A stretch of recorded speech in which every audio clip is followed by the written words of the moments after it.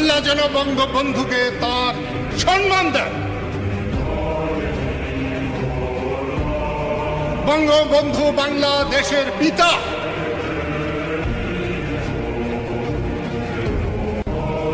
এ যদি সত্য হয় তাহলে বিএনপিরও পিতা, জাতীয় পার্টির পিতা, জামাতেরও পিতা। যারা পিতাকে সম্মান করবে না তাদেরকে সুসন্তান বলা হয় না। আমরা যারা বঙ্গবন্ধুর ভক্ত, আমাদেরও দোষ আছে। অন্যকে সম্মান করতে আমরা বড় ছিলাম। আজকে দেখলাম কয়টা চ্যাংরা আমি দাঁড়িয়ে আছি সামনে, ছবি তুলতে বাধা দিল। যখন প্রধানমন্ত্রী আসে তখন ছবি তুলতে বাধা দেব না।